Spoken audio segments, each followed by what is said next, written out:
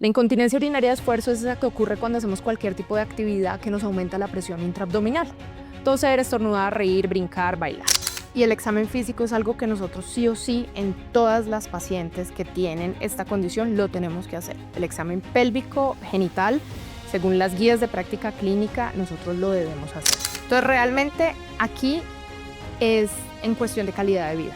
Y eso es algo que se define mucho con la paciente, y el tratamiento en incontinencia es algo que es muy hablado y muy consensuado en la consulta, exponiendo todas las opciones que tenemos. Y hay una tendencia actual a hacer más TBT que TOT. No por su efectividad, la eficacia como tal de la cirugía, porque sabemos que a las dos les va bien, o sea, tienen una buena tasa en cuanto a la cura, sino en la reoperación. Si nos hemos dado cuenta que fallan un poquito más temprano las TOTs.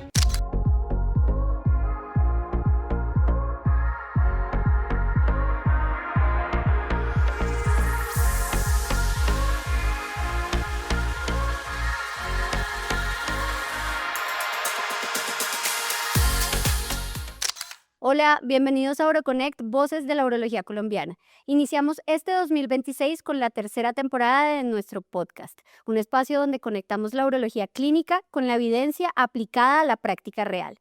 En esta nueva temporada se suma como presentador el doctor Santiago Rodríguez, urólogo de la Universidad Javeriana. Trabaja actualmente en el Hospital Universitario San Ignacio en Bogotá y es director de la sección de comunicaciones de la Sociedad Colombiana de Urología. Nos va a acompañar en la moderación y discusión de varios episodios. Bienvenido, Santiago, y muchas gracias por hacer parte de este equipo. Estefanía, muchísimas gracias a ti por invitarme a participar en este gran proyecto de la Sociedad Colombiana de Urología y en cabeza tuya, que ha tenido tanto éxito. Entonces yo creo que este año va a ser un muy buen año para el podcast. El primer capítulo del podcast vamos a abordar un tema central en la práctica urológica, la incontinencia urinaria, analizada desde su base fisiológica y funcional. Y hoy nos acompaña la doctora María Juliana Arcila, uróloga, subespecialista en urología funcional de NYU. Doctora María Juliana, bienvenida a este primer podcast del año 2026. Qué honor. Muchas gracias por la invitación a los dos. Muy contentos de tenerte aquí, María Juliana. Doctora María Juliana, cuéntenos usted por qué se interesó en esta subespecialidad de la urología. Bueno, realmente este fue un tema que a mí me empezó a llamar la atención desde la residencia, más o menos como desde R2, desde R3, que empieza uno a tener un poquito más de exposición a todas las diferentes ramas que tenemos en nuestra especialidad. En una de mis rotaciones en particular me tocó hacer una exposición sobre detrusor hipocontráctil, me acuerdo mucho. Y la exposición, o sea, me encantó. O sea, el simple hecho de hacer la charla fue algo que yo dije, wow, este tema es como chévere, me gusta más que las otras cosas que he visto. Y pues ya cuando la hice y fue la revisión de tema y demás en la rotación en la que estaba, pues realmente causó impacto en los profesores que tenía ahí, en mis otros compañeros, y dije, ok, esto no solo me gusta, sino que aparentemente lo hago bien. Y ahí fue que empezó mi interés por esta parte. ¿Y por qué lo decidiste hacer en Estados Unidos o cómo llegaste a NYU?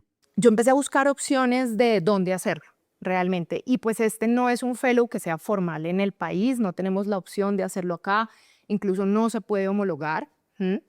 Entonces ahí empezó mi búsqueda y había diferentes opciones, pero yo no quería solamente como una estancia formativa, es decir, ir a estar unos meses, conocer un poquito, no, yo quería algo que fuera formal, así no tuviera un diploma validado acá, pero que me dieran mi diploma.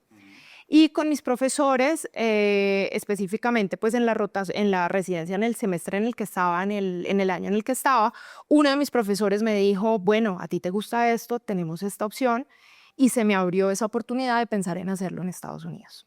Cuando entonces se me abre esa oportunidad de hacerlo en Estados Unidos, esto realmente llegó porque el doctor Mauricio Plata de la Fundación Santa Fe tenía muy buenos contactos en NYU en ese momento.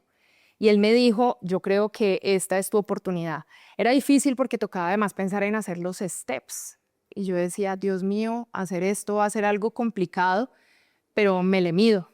Y ahí me hizo el contacto y básicamente yo, después de hacer los steps y todo, me fui a NYU, después de que pues, se hizo toda la parte legal y de la parte académica, y tuve la fortuna de estar con Víctor Nitti, que pues es uno de los referentes a nivel mundial en incontinencia y en urología funcional, y él fue el que me formó.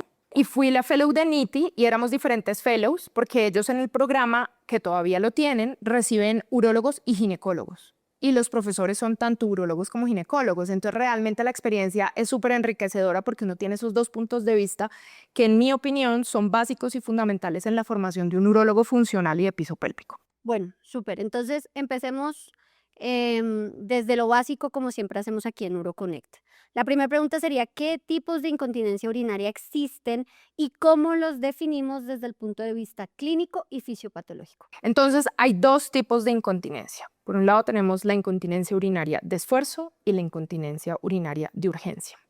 La incontinencia urinaria de esfuerzo es esa que ocurre cuando hacemos cualquier tipo de actividad que nos aumenta la presión intraabdominal. Toser, estornudar, reír, brincar, bailar.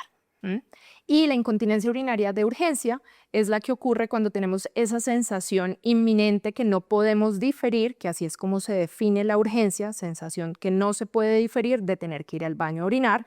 Entonces es esa persona que ya tiene esa sensación y llegando al baño se le sale la orina. ¿La continencia depende únicamente del esfínter y del detrusor o tiene otros componentes?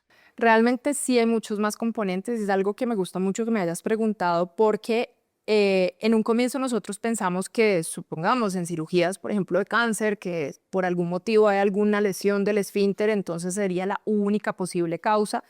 Y es alguna de la información que nosotros hemos tenido y no, la respuesta es no. No depende únicamente de que un esfínter esté dañado, si estamos hablando de incontinencia de esfuerzo, o que tengamos un detrusor, por ejemplo, hiperactivo, si estamos hablando de incontinencia de urgencia. Hay algo muy importante que son todos los componentes del piso pélvico como tal, tanto masculino como femenino, que funcionan distinto en la parte de la continencia como tal, pero que la parte muscular es importantísima porque da un soporte y la parte ligamentaria también. Entonces no depende solo de eso. Doctora María Juliana, entonces, siguiendo con este tema, ¿cómo influye el sistema nervioso central y periférico en el control de la orina?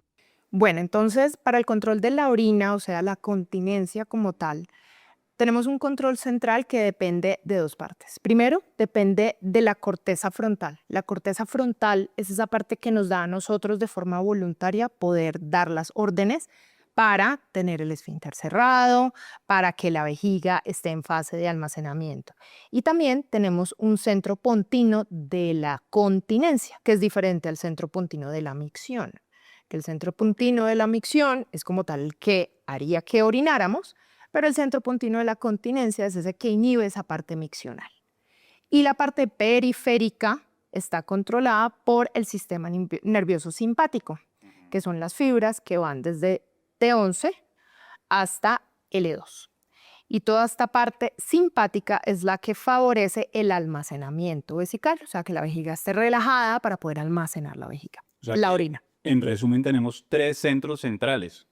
Tendríamos O exactamente. sea, 2 pontinos Y una corteza. Ok.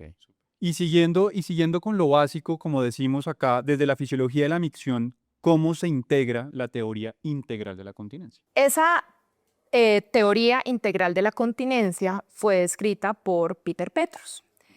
Y fue algo revolucionario porque empezó a decir como, oiga, hay otras cosas que influyen como tal en esto. Vamos más allá del cerebro, vamos más allá de sensaciones vesicales, vamos más allá de un esfínter. Y que todo esto es básicamente el conjunto muscular y ligamentario de toda la parte pélvica. Es eso. Que influyen de diferente manera, que hay ligamentos más importantes que otros. En la mujer, por ejemplo, hay unos que tienen fundamental importancia y que eso también ya después es algo que nosotros evaluamos cuando pasamos a manejos quirúrgicos y demás. Pero esa teoría lo que nos dice es, oigan, hay músculos y hay ligamentos que influyen directamente en toda esa parte de la continencia y que apoyan todo el control central. Entonces, yo tengo un control central que ya más o menos pues lo explicamos, sí, pero si yo tengo también unos músculos que estén fuertes, que se puedan contraer, si yo tengo unos ligamentos que estén en posición donde tienen que estar, pues entonces esa integración de esas dos cosas son lo que logran además tener una continencia adecuada. María Juliana, ¿esa teoría integral de la continencia aplicaría solamente para incontinencia de esfuerzo por el tema de ligamentos, soporte, músculos, o también tiene algo que ver con la incontinencia urinaria de urgencia? Pues mira que como fue descrita esta teoría, inicialmente fue descrita para explicar incontinencia de esfuerzo. Y como lo hemos aprendido y lo que nos muestra es que es para la incontinencia de esfuerzo, entonces sí hemos visto que se queda un poquito corta en ese sentido. Puede explicar que, por ejemplo, cuando nosotros hacemos fisioterapia de piso pélvico en incontinencia de urgencia y trabajamos la parte muscular, vemos que tiene un impacto positivo también. Entonces ahí uno queda un poquito como que todavía no sabe la real respuesta, pero actualmente fue descrita, fue para incontinencia de esfuerzo, pero esto que te estoy diciendo es algo más desde mi análisis en lo que yo veo en la práctica diaria, en lo que sabemos que logramos con el fortalecimiento muscular en los pacientes con urgencia. María Juliana, entonces desde la clínica de la fisiopatología, ¿cómo diferenciar una hipermovilidad uretral de una deficiencia intrínseca del esfínter? Con un muy buen examen físico. Y el examen físico es algo que nosotros sí o sí en todas las pacientes que tienen esta condición lo tenemos que hacer. El examen pélvico genital, según las guías de práctica clínica, nosotros lo debemos hacer. Entonces, es algo que todavía está en los libros, que es el Q-tip test. Esto está todavía. En principio, según los libros, el Q-tip test tenemos que poner un hisopo en la uretra, cosa Incomodísimo. comodísima y dolorosa. Hisopo, copitos. Sí, un hisopo, un copito, lubricarlo, ponerle lidocaína, ponerle de pronto vaselina e introducirlo parcialmente en el meato uretral de la mujer para pedirle que tosa. Entonces, si yo lo introduzco y me queda el palito salido, la idea es que si son más de 30 grados el movimiento que hace, porque cuando uno pide hacer una prueba de esfuerzo y que la mujer tosa, se ve la uretra que se mueve realmente. Es lo que pasa, se va hacia abajo. Eso es lo que ocurre. Entonces, si yo veo que ese ángulo es de más de 30 grados, estoy ante una hipermovilidad uretral. Eso no es como muy subjetivo, o sea, si yo toso muy duro o hago mucha fuerza, no se va a alejar más. Completamente subjetivo. Y es por eso es que ha venido perdiendo mucha fuerza en el diagnóstico de las pacientes. Porque además 30 grados yo tendría entonces que sacar. Tiene que mirar al lado, cómo Exactamente, mide los 30 y los 30 grados son muy subjetivos. Y también por el hecho de la molestia y de la incomodidad realmente de este examen. Pero sí es claro y sí se puede ver, que sigue siendo algo subjetivo, ¿no? Pero sí se puede ver cuando ya uno pone que de forma repetida las pacientes hagan esto, las uretras fijas, es que esa vaina es fija, o sea, eso no tiene pierde. No se mueve. Es que no se mueve la uretra y se ve la pérdida de orina cuando le pedimos que hagan el test de estrés, que así es como se llama, que idealmente para hacer este test de estrés hay que tener aproximadamente de 150 a 200 mililitros de orina en vejiga para que logremos evidenciar algo.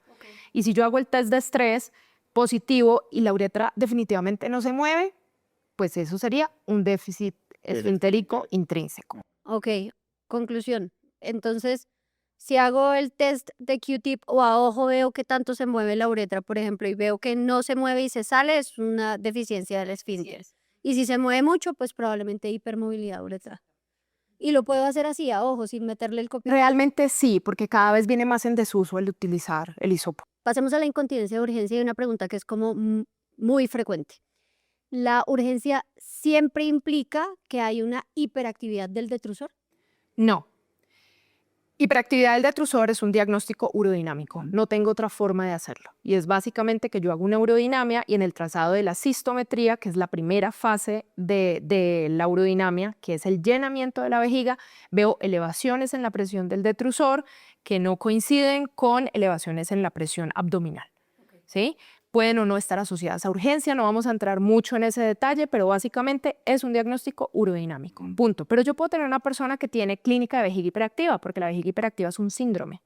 Entonces yo tengo el síndrome de vejiga hiperactiva, que tengo urgencia con frecuencia urinaria elevada, diurna o nocturna, y puedo o no tener incontinencia, y esa persona yo le puedo hacer una urodinamia y puede no tener detrusor hiperactivo, pero sí tiene orina 15 veces al día, se le sale la orina y no tiene detrusor hiperactivo. Entonces, hasta un 50% de los pacientes que tienen síndrome de vejiga hiperactiva no tienen detrusor hiperactivo. Y fisiopatológicamente, ¿qué explica que un paciente tenga vejiga hiperactiva sin contracciones? Entonces, ahí ya vienen las diferentes teorías que tenemos de esa hipersensibilidad a nivel de la vejiga. Por un lado tenemos unas teorías que hablan que hay unas mini contracciones como tal a nivel de los como de pequeños grupos musculares aislados dentro del detrusor, por una liberación excesiva de ATP, teoría que hay por un lado. Por otro lado, hay una teoría que hay una manifestación como mucho más exagerada de las fibras aferentes en esa zona, entonces son vejigas muchísimo más sensibles y por eso tienen también la clínica de vejiga hiperactiva, pero no hay como tal las contracciones que se vean en la urodinamia. María Juliana, con respecto a lo que estabas hablando de la vejiga hiperactiva, para mí es nuevo el término y se debe decir síndrome de vejiga hiperactiva. Cuando uno pone la historia clínica, uno debe poner síndrome de vejiga hiperactiva. Sí. O sea, ya eso es un término que uno debe poner porque realmente abarca muchas más cosas. Exactamente. Y algo que también se debe poner en la historia clínica es especificar si es húmeda o es seca. Y eso está en la estandarización de la Sociedad Internacional de Continencia. La última estandarización fue una reunión que se hizo en Toronto en el 2024. Es un documento de PDF como de 500 páginas. ¿Lo leíste? Sí, lo he leído. No todo, pero sí busco lo que me interesa. Pero realmente uno ahí recuerda muchas cosas, porque yo siento que nosotros hablamos mal. Pero ¿cómo así? Que si es húmeda o si es seca. Entonces, No es siempre húmeda. pero es que hay vejiga hiperactiva sin incontinencia. Entonces yo debo especificar en mi historia clínica paciente con síndrome de vejiga hiperactiva seca o sin incontinencia. Pero sin incontinencia, entonces, ¿qué? Se quejan. Urgencia y frecuencia, pero alcanzan a llegar al baño. Ah, ya. Ok. ¿Ya? Ya, claro. Y si es húmeda, es con O sea, hay que incontinencia. poner entonces síndrome de vejiga Sí. hiperactiva y poner el apellido seca. O húmeda. Ah, ok. Perfecto. Y hablando y continuando, digamos, con el manejo ya de este tipo de incontinencias, cuando se te presenta o no se nos presenta un paciente con incontinencia de urgencia e incontinencia de esfuerzo, ¿cómo decides o cómo decide uno priorizar el manejo? ¿Cuál maneja uno primero? ¿O las dos? ¿O cómo es el tema? Entonces, realmente aquí es en cuestión de calidad de vida. Y eso es algo que se define mucho con la paciente y el tratamiento en incontinencia es algo que es muy hablado y muy consensuado en la consulta, exponiendo todas las opciones que tenemos. Entonces, cuando le preguntamos a la paciente y le hacemos consciente de las dos cosas que le están pasando, porque esto ocurre en mujeres, esto no es para hombres, lo que estoy diciendo, solo para mujeres. Esto es como concientizar a la persona que tenemos al frente y explicarle, mire, es que usted tiene dos incontinencias, muchas veces no lo saben, solamente llegan diciendo, tengo incontinencia, pero no sé qué es lo que me pasa. Cuando lo explicamos y se los ponemos claro, les preguntamos cuál le molesta más. Para algunas es muy claro y para algunas claramente te dicen, no, la de esfuerzo. Listo, entonces yo ahí me voy y trato primero la que más le molesta. Siempre debo tratar primero la incontinencia más molesta para la paciente. Yo creo que es muy importante entonces hablar muy claro con la paciente y realmente decirle qué se puede tratar y cómo se va a tratar realmente. Porque la paciente llega con muchas expectativas de manejo, ¿no? Total. Y pues puede que no se la vayan a cumplir tan inmediatamente. Así es. Y va a ser un proceso largo también. Entonces eso es muy importante uno aclararlo en la consulta, decirle, bueno, esta es la expectativa, esto es lo que vamos a hacer y así va a funcionar. Así es. Acá hay una cosa muy importante que tú dijiste y es que yo trato pacientes sin urodinamias. ¿Cuándo la evaluación clínica bien hecha puede ser suficiente sin un estudio funcional? Entonces, hay algunas indicaciones para eso y hay un concepto que se llama la paciente index. Entonces, es un concepto que quiero que quede claro. La paciente index es la paciente que tiene incontinencia urinaria de esfuerzo, que es menor de 65 años, que no es obesa, que no tiene cirugías de piso pélvico, incluida histerectomía, y a quien yo le evidencio la incontinencia en el examen físico. A esa paciente que tiene incontinencia urinaria de esfuerzo pura y que cumple todas estas otras características, no tengo por qué hacerle una urodinamia para su tratamiento. No hay necesidad. 1. 2. Cuando hablamos de incontinencia de urgencia pura, inicialmente en la evaluación de estos pacientes que tienen vejiga, síndrome de vejiga hiperactiva con incontinencia urinaria pura, tampoco necesito una urodinamia en el paciente que sea idiopático, porque acuérdense que tenemos la vejiga hiperactiva neurogénica, que eso es otro capítulo completamente diferente, pero en esos pacientes tampoco necesito urodinamia. Entonces la urodinamia viene a tener cabida en otros escenarios. Entonces, hablando de la urodinamia, uno creería que la urodinamia tendría más relevancia en estudio de incontinencia de esfuerzo. No necesariamente, porque la urodinamia de todas formas nos aporta muchísima información en pacientes, por ejemplo, refractarias o refractarios a tratamientos en incontinencia urinaria de urgencia y también en incontinencias mixtas. O también hay veces que nos pasa, es que no entendemos qué pasa, ¿sí? Que eso es algo súper frecuente en la consulta. Se quejan de muchísimas cosas a la vez y a nosotros no nos queda claro porque hay algo muy frecuente y es la paciente que dice, se me sale la orina y no sé en qué momento, no sé.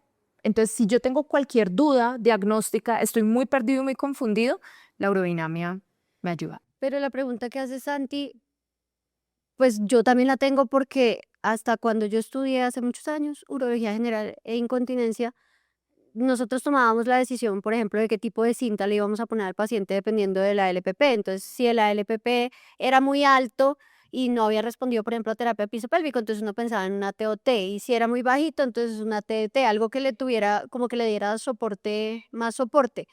En ese sentido, según lo que tú dices, uno con la clínica podría tomar la decisión de hacer una cirugía sin conocer el ALPP. Sí, y eso ya empezó a cambiar, porque ya tenemos estudios de muchos años y de seguimiento de más de 20 años en cirugías de cintas que comparan TOT versus TBT. Por ejemplo, el CISTER es uno de los estudios más grandes de esto que nos ha mostrado y nos ha podido mostrar las tasas de efectividad, de reoperación, de complicaciones y demás. Y hay una tendencia actual a hacer más TBT que TOT. No por su efectividad, la eficacia como tal de la cirugía, porque sabemos que a las dos les va bien, o sea, tienen una buena tasa en cuanto a la cura, sino en la reoperación. Si nos hemos dado cuenta que fallan un poquito más temprano las TOTs. Entonces, independiente de la LPP, realmente las guías lo que nos recomiendan es solamente hacer una ecografía para medir el residuo postmiccional y ya. Es lo único que hay que hacer. Eso sí lo debemos hacer. Medición de residuo postmiccional en la paciente que yo vaya a operar de una cinta. Porque recuerden que las cintas tienen un mecanismo igual que restringe, que aprieta la uretra. Entonces sí tengo una posibilidad de dejar residuos postmiccionales más elevados. Entonces, al yo ofrecer una cirugía de estas, pues quisiera ver primero cómo está ese residuo. Y siguiendo con la urodinamia, ¿en qué escenarios crees tú que un estudio urodinamico nos va a cambiar la conducta? Entonces, en la paciente a la que tiene incontinencia de esfuerzo y no se la pude evidenciar, porque yo sí tengo que operar lo que veo. O sea, o veo la incontinencia en el examen físico o la veo en la urodinamia. Pero si yo no logro objetivizar esa fuga, yo no debo ofrecer un manejo quirúrgico. Entonces, la urodinamia ahí es un escenario donde entra. Segundo, en las pacientes con incontinencia urinaria mixta. ¿Sí? Si ya voy a tomar una decisión diferente de manejo a terapias conservadoras, a medicamentos, y ya la cosa no está funcionando, en esa paciente la debo pedir. ¿Mm? Tercero, en pacientes que tengan cirugías, por ejemplo, previas y que sea una falla de una cirugía. Ok. Ahí- Cirugías previas, dices cintas. Cintas, incontinencia. exactamente. Ahí también tiene cabida la urodinamia. ¿Mm? Ok. Y en algunos casos en incontinencia urinaria de urgencia, cuando ya decido moverme a otras líneas de manejo, también en algunos pacientes está indicada O sea, la urodinamia nos la va a urodinamia. cambiar el escenario. Ujú. Ok. Bueno, tengo una pregunta. Nosotros vemos incontinencia urinaria en muchos grupos etarios. Estamos hablando de incontinencia urinaria femenina, ¿verdad? Entonces, a veces se ven en mujeres jóvenes que han tenido partos o que han tenido cirugías pélvicas, pero a veces lo vemos también con mucha frecuencia lo vemos en mujeres de más edad, más ancianas, así no tengan ningún antecedente ni de partos, ni de cesáreas, ni de cirugías, ni de nada. Entonces, la pregunta es, ¿impacta de alguna manera el envejecimiento en la fisiología de la continencia urinaria? Sí impacta porque hay un cambio en toda la parte estructural y de sostén pélvico. Y también hay algo que juega un papel importante y es el hipoestrogenismo que empieza a ocurrir alrededor de la peri y de la posmenopausia. Ese hipoestrogenismo lo que hace es que disminuye mucho los vasos sanguíneos a nivel de la mucosa de la vagina. Y esto nos empeora y hace también que en este grupo etario la incontinencia de pronto si ya estaba presente se vuelva más severa o más frecuente, por un lado, ¿m? O por otro lado que aparezca. Entonces sí, todo eso impacta en que aparezca también incontinencia en esta edad de la vida. Y con respecto a esa pregunta, me parece interesante de los grupos etarios. hay también como una creencia o que las pacientes llegan y dicen, es que mi mamá sufrió de incontinencia, mi abuela sufrió de incontinencia. ¿Se puede pensar que tiene un componente hereditario? Realmente no se ha podido comprobar, Santi. No es algo que veamos que tiene una relación directa actualmente, no, que no lo hemos visto. María Juliana, hablando de la incontinencia de urgencia, sabemos que hay muchos tratamientos farmacológicos. ¿Cuáles son? ¿Cómo funcionan? ¿Dónde van a actuar? ¿Qué efectos secundarios pueden tener? Bueno, entonces, actualmente para el tratamiento farmacológico disponemos de dos grupos como tal. Tenemos por un lado los anticolinérgicos y tenemos por otro lado los beta-3 agonistas. En Colombia tenemos disponibilidad de los dos grupos. Tenemos diferentes moléculas en los anticolinérgicos y de los beta-3 solo tenemos una molécula disponible. Los anticolinérgicos lo que van a hacer es que van a bloquear todas esas vías como tal de la acetilcolina para evitar las contracciones exageradas del músculo.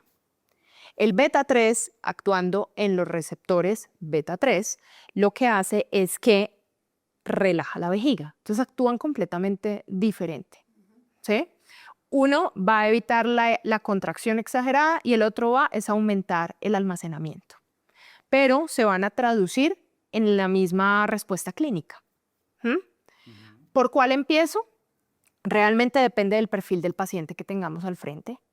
También en nuestro país depende de lo que haya disponible, de lo que le entregue o no el seguro, ¿sí? Son cosas que también nosotros tenemos que tener en cuenta a la hora de ofrecer un tratamiento. Cosas que son importantes a tener en cuenta, siempre iniciar por la dosis más baja, sea lo que sea que vayamos a iniciar. Dos, siempre dar y formular medicamentos que sean de liberación prolongada. ¿Por qué? Porque esto va a hacer que tengamos menos eventos adversos, sobre todo con el grupo de los anticolinérgicos, que son los que más eventos adversos tienen, y por eso la tasa de abandono es tan alta, que son básicamente boca seca, estreñimiento, visión borrosa, y en algunos pacientes de edad avanzada, sobre todo mayores de 65 años, pueden generar alteraciones cognitivas. En cuanto a los beta-3, tienen un perfil de seguridad mejor, por eso los formulamos con muchísima más tranquilidad en pacientes adultos mayores. Incluso la gran mayoría de estudios están hechos en esta población. Y ahí quiero hacer una pregunta, pero no te interrumpo, porque los beta-3 siempre nos han dicho que sí tienen un efecto, por ejemplo, en la hipertensión. O sea, pacientes hipertensos. Si el paciente es hipertenso controlado, podríamos usarlo sin miedo. Sin miedo. Realmente lo que se ha visto es que puede llegar a aumentar la presión arterial sistólica en pacientes que sean hipertensos no controlados. Pero hay algo que es muy curioso y es que los estudios de esto mostraron que realmente esa elevación de la presión arterial es similar al placebo. Entonces son muy seguros. Si yo tengo un paciente que tiene una vejiga de baja capacidad, hiperactiva, ¿podría usar una combinación?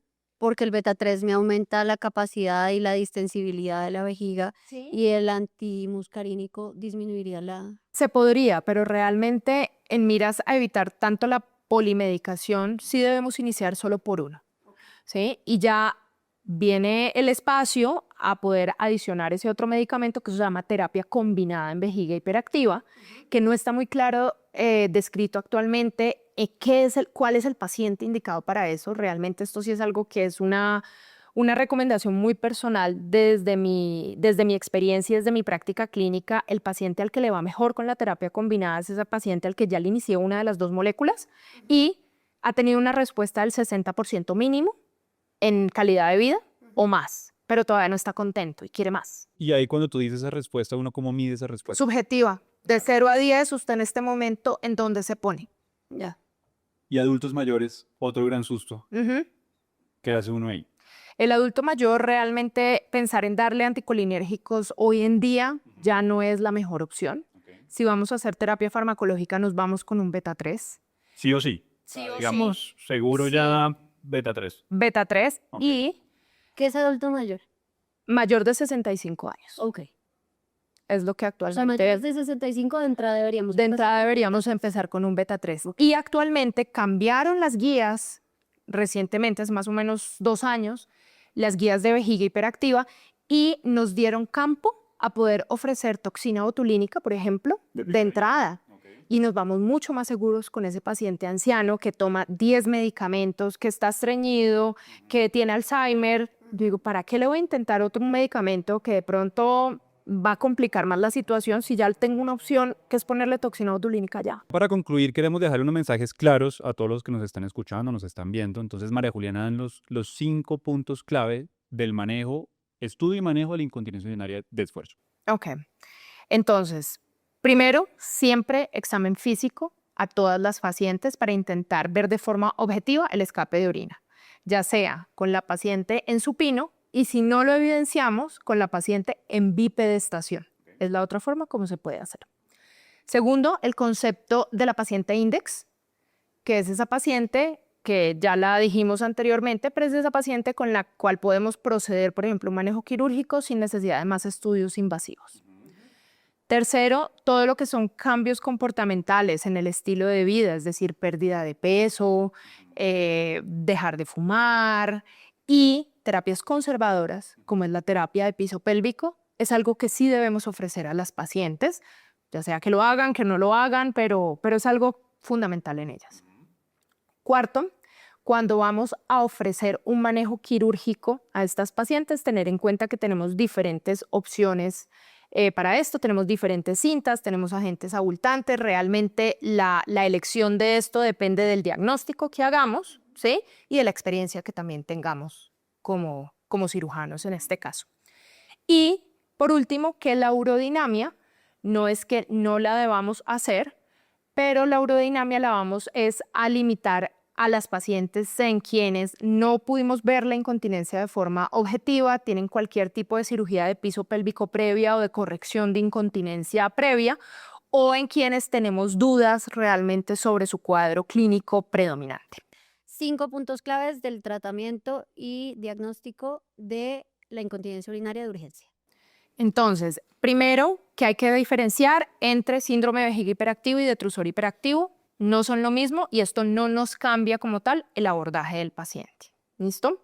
Segundo, también debemos ofrecer en este tipo de pacientes todo lo que son terapias conservadoras y terapias de piso pélvico y de rehabilitación de piso pélvico con las terapias, porque pues es algo que nos ayuda y nos mejora cuando se hace bien hasta en un 70% de los casos.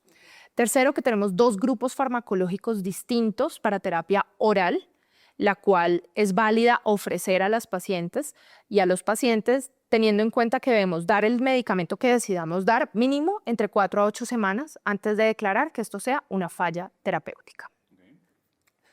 Cuarto, que la urodinamia en estos casos también la ofrecemos cuando tenemos alguna duda diagnóstica o sobre todo en pacientes que tengan cuadro componente neurológico asociado. Y por último, que terapias que antes considerábamos de tercera línea o invasivas, porque así se llamaban, que son la toxina botulínica y la neuromodulación sacra, hoy en día ya no se consideran así, incluso ya no hablamos de líneas de manejo, sino que hablamos de tratamientos no invasivos y mínimamente invasivos. Es así como hablamos hoy en día en vejiga hiperactiva, ya los podemos ofrecer de entrada en pacientes seleccionados. Entonces, para mí, el mensaje que queda es que entender la incontinencia urinaria desde la fisiología no solo va a mejorar el diagnóstico, sino que va a permitir individualizar el tratamiento y evitar decisiones simplificadas en una condición que claramente es profundamente heterogénea.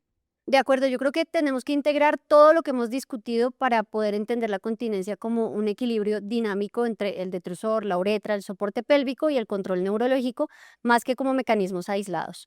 María Juliana, muchísimas gracias por acompañarnos en este episodio de UroConnect. Siempre será tu casa y siempre eres bienvenida también en la Sociedad Colombiana de Urología.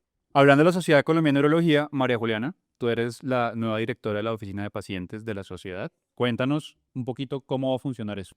Bueno, esta realmente es una iniciativa extraordinaria que tuvo la Sociedad Colombiana de Urología, permitiendo ser mucho más asequible para los pacientes que están viéndonos, que tengan dudas sobre condiciones que sean frecuentes, como por ejemplo la incontinencia urinaria. Entonces, de todo esto vamos a empezar a crear contenido educativo que va a estar disponible, que va a ser gratuito, va a ser a través de plataformas que tenemos ya virtuales, algunas redes sociales. La idea es que lo vean en nuestra cuenta de pacientes de la Sociedad Colombiana de Urología. Aquí abajito dejamos la dirección. Ahí vamos a dejar de dónde se pueden meter las distintas redes sociales. Y también a través de nuestra página web.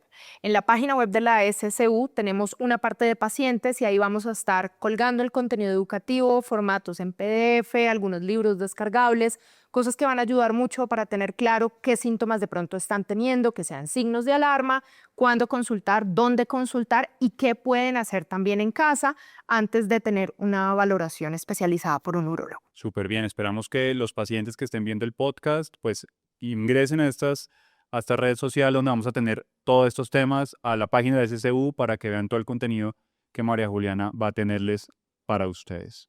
Esperamos que esta tercera temporada 2026 esté llena de contenido académico de alto nivel y que sigamos creciendo tanto en Colombia como en Latinoamérica y que este espacio siga consolidándose como un referente en educación urológica en español. Gracias por escucharnos, por compartir este episodio, por proponernos temas que conecten la urología clínica con evidencia aplicada a la práctica real. No olviden seguirnos y ser parte de esta comunidad académica que sigue creciendo. Esto fue UroConnect, Voces de la Urología Colombiana. Nos vemos en un próximo episodio. Chao. Chao. Chao.